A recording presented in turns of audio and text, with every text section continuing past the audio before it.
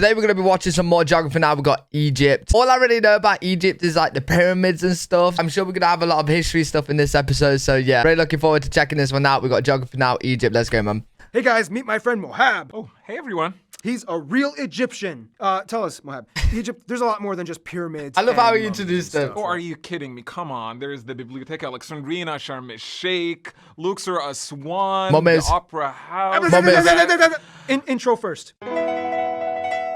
It's time to learn geography. Now! Hey everybody, I'm your host Barbie. We have reached Egypt. From movies to toys to fashion magazines, the world has been saturated with iconic images of what it perceives Egypt to be for years. But with the help of my friend pyramids, Mohab, we're going to jump in and see what's really going on. Bro, I just said Egypt. I mean, mummies. Aren't we? Yeah, that's the plan. That's the plan.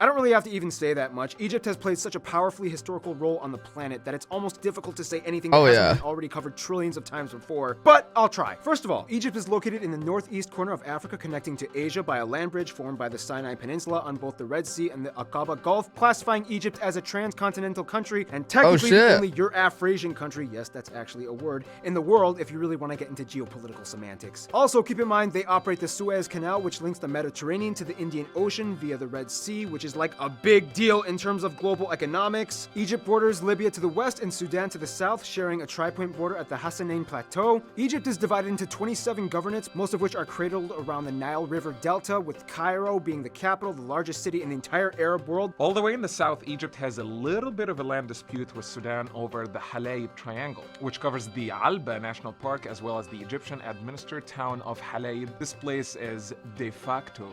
I can't lie, when looking at the map just there, I was actually looking for like, where's the best spot for the pyramids? This, of course, leaves the Bir Tawil trapezoid, which neither side claims or really cares about. So this guy came in, planted a flag, and called it his own kingdom so that his daughter could be officially a princess. Oh, wait. I think it's the same story.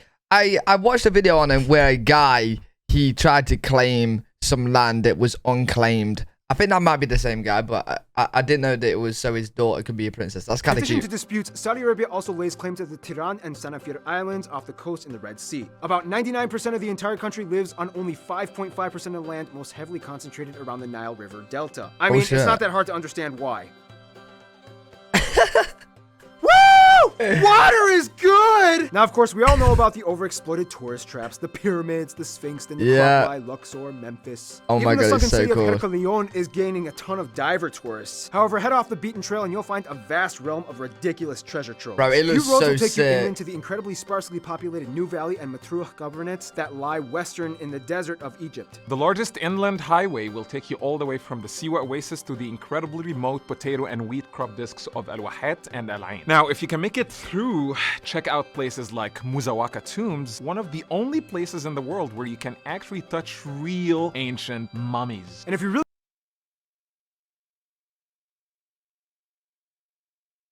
What do you mean by that? You can go in there and actually touch them? Bro. really want to play a real-life desert I Spy game, see if you can find the various Samir Lama memorials, the Abu Balas shattered water pots, and the abandoned World War II trucks and abandoned landing strip. And those are just the man-made sites. We haven't even covered the landscape yet, but now we will. Egypt is such If you get a cool, good like, look at cool-ass northern country. Africa, you'll notice that it's so much more than just sand. Oh yeah, there's an entire playground of eroded rocks, plateaus, and mountains that give you Oh, really? Oh, damn. I thought Egypt was honestly just 3 pyramids and just sand. That was it, man. as to what the place used to look like, primarily when it was covered in grazelands thousands of years ago before desertification came in. I mean, Wadi al-Hitan Valley has fossilized whale bones, for crying out loud. Whale What? bones! Yes. Cute. Just you wait till my country comes up. First of all, the country lies Wait, on the what country was that? incredibly I don't even know that western Saharan flag. and Libyan deserts of northern Africa, primarily made up of sand dunes that can go over 30 meters high. Wow. And rocky plateaus with the occasional oases planted in Ooh. Yo, this is reminding me of the Assassin's Creed game, the pyramid one. This looks sick. oases planted in conveniently remote areas. With the exception of Sinai Peninsula, where it actually sometimes snows in mountains, on average only, I don't know, about an inch of precipitation falls a year. Yeah, which is actually a lot better than some other places. Woohoo! Driest place on earth. What up, Egypt? You ain't got nothing on me. but I do. These deserts contain rich geological gems. Head inland and you'll find the Al Farafara White Desert with strange eroded calcium rock formations caused by winds and dust storms. You'll also find extinct volcano calderas and dried up wadis. Which, by the way, terminology lesson. A wadi is a valley, ravine, or channel that is dry except in the rainy season when they typically amass bodies of water that eventually dry up. Egypt is currently the world's most heavily mined country, with over 20 million active mines. That's like one mine for every 4.2 people in the whole country. Otherwise, the most distinguishable feature of Egypt would have to be the famous... Wait. Did I hear that right? 20 million mines? Nile River. Oh, no. Active mines? It's the longest in the world at over 6,600 kilometers that flows north, draining into the Mediterranean. Yeah, the Nile provides Egypt with a unique feature that not many North African countries have, freshwater irrigation. Which, in return, has made Egypt the world's largest date and artichoke producer. Really? Wow. Okay. In the south of the Nile, you reach Lake Nasser, a reservoir that was created by one of the largest dams in the world, constructed in 1971 to control the floodings. Without the Nile, Egypt would look nothing like it does today. It's doubtful that they would have had the flourishing population and culture built up over millennia. But they do have it, and we'll talk about it now. Yep. Hey Mohab, what does it mean to be an Egyptian in the 21st century? What do you think? This is why I love Geography Now videos, man, because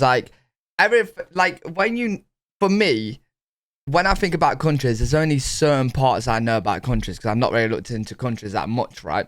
So it's all the parts I've learned like during school or what people have told me. So like for Egypt, sand, mummies, pyramids, that's about it, right?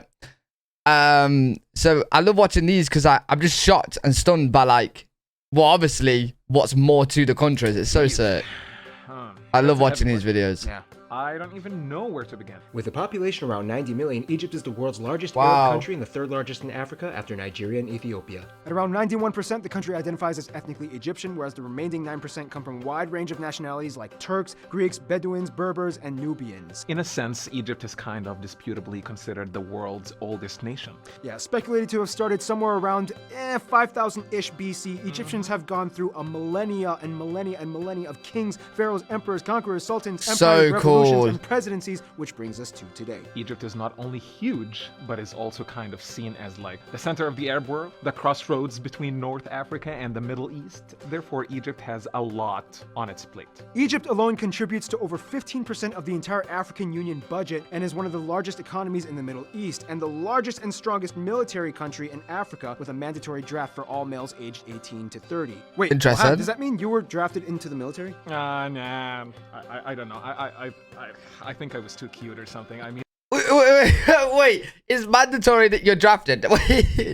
What do you mean you don't know? I was drafted and then I was exempt. It's just a long story. We don't have the time for this ball. Anyway, long story. Yeah. At somewhere around 80 to 90%, the majority of Egyptians are Sunni Muslims with a significant just number fucking of run. to the Sufi orders, which is why a lot of Turks feel perfectly comfortable living there. Otherwise, the second largest group are Christians, mostly Coptic Orthodox. With an incredibly small amount of Egyptian Jews left, Egypt is also the center of Arab media and cinema, pumping out about 75% of all Arabic films since the early 20th century. Many filmed at Madinat al-Intaj al-A'lami studio in Cairo, which is considered the biggest multimedia studio in Egypt. Oh, so it's like the Arab Hollywood. Oh, yeah. Oh, Arab Hollywood. Yeah. Famous Egyptian actors like Adil Imam, Ahmed Zaki, Academy Award nominated actor in the United States, Omar Sharif, have graced the silver screen, making an internationally recognized name for themselves throughout the Arab world. They're very famous, aren't they? Yep. Yeah, everybody knows about them in the Arab world. Other notable icons would... Wait, I thought he was being sarcastic and then said the Europe world. He said Arab world. Arab world. They're very famous, aren't they? Yep. Yeah, everybody knows about them in the Arab world. Other notable why did he sound so? He sounds so sarcastic. Writer and author Naguib Mahfouz and chemist Ahmed Zuwail, the first Arab scientist to win in a scientific field, and Peace Prize winner, former President Anwar Sadat. And generally, Egyptians are kind of known as being kind of like the most athletic in the Arab world, typically competing better than their cousins in the Olympics. Yeah, buddy, I don't like where this is going. And have probably the most prominent soccer team as well. Oh, you did not just go there. Salah. Or Al-Arabiya is the official language. However, as a former British protectorate, English and to a lesser extent French are widely taught and spoken, especially in the younger generation, as it is widely taught in schools and as a second language or third language and used in the tourism sector. Look at me. How do you think I learned English? Yeah, exactly. In remote areas, you can find languages like Berber, the Nubian languages, Domari, Beja, and the Bedouins speak a dialect of Arabic that's unlike any other. And although many claim that Egyptians speak standard Arabic, they have a whole set of distinct slang words that really aren't used anywhere else in the Arab world. Mohab, take it away. انجز عاش قوي زيك ايوه انت جامد اخر حاجه يا نهار اسود وانت عامل ايه دلوقتي Bro, why does this sound like what these words sound so long for like what they actually translated to? انت جامد اخر حاجه يا نهار اسود Like it sounds like you just said about 20 words there for just old crap.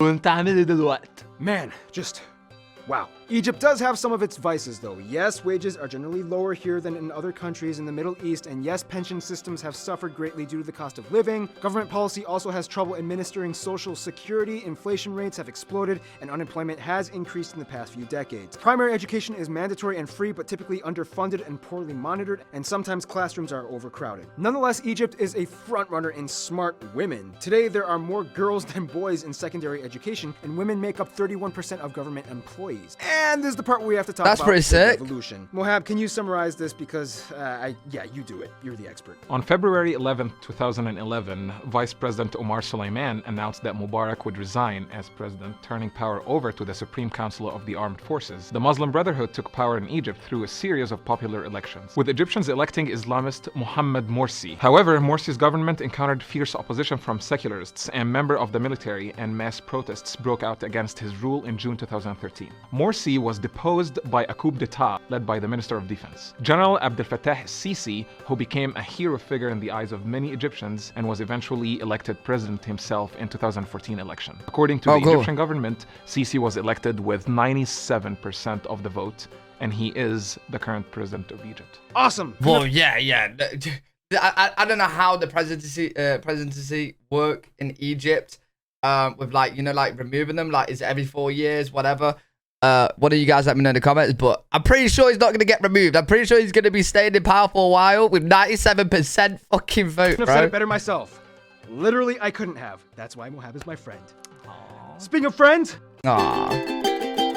How cute. when it comes to friends, you kind of have to factor in two things for Egypt. What does the government approve of, and was it before or after 2013? First of all, Egypt is part of the Arab League, whose headquarters are in Cairo, so naturally they have ties pretty much with every Arab country in the world. Before 2013, they were really good friends with Turkey and Qatar, which were close politically in their views regarding development, but then after 2013, ties were dramatically strained and they favored Saudi Arabia more, especially after they gave them a lot of moral and financial support. Keep in mind, the general public has a lot of different opinions on this, and there is no universal consensus. Then we get to Israel and Palestine. After the peace treaty was signed in 1979 in Camp David, the whole world was watching, and Israel agreed to give back the Sinai Peninsula that they occupied after the war. In return, they asked to just stop the fighting. This was the first time any Arab country signed any kind of agreement with Israel. Nonetheless, today, the agreement to them is just on paper, and most Egyptians don't even quite favor Israel that much, so for now it's just kind of like saying, I'll hold my ground until you do something. Keep in mind, this is not an anti-Semitic thing, but rather an anti-Zionist thing. Egyptians have a long history of cooperating with Jews. In terms of Palestinians, Egyptians totally support the Palestinian cause, and they do share a border at the Gaza Strip. However, due to the potential drama, the border is closed indefinitely, rarely opening on special occasions. Right. In terms of their best friends, Egyptians would probably say Sudan, the Emirates, and Kuwait. There have been no disputes with the Emirates, and Egyptians love visiting and working there. They supported Kuwait in the Gulf War, and Egyptians are treated nicely in Kuwait. Sudan is kind of like the cute little brother who is just starting to learn how to ride his bike without training wheels. They need a little help sometimes, but Egypt likes helping them and loves them. At one point, they were even part of the same country. In conclusion, you cannot understand the Arab world without understanding Egypt. Egypt is the central hub responsible for the development of an entire world of Eastern culture, and even after millennia, the story still goes on brightly as ever. Did I get that right, Mohab? It's like you're reading in my soul. Stay tuned.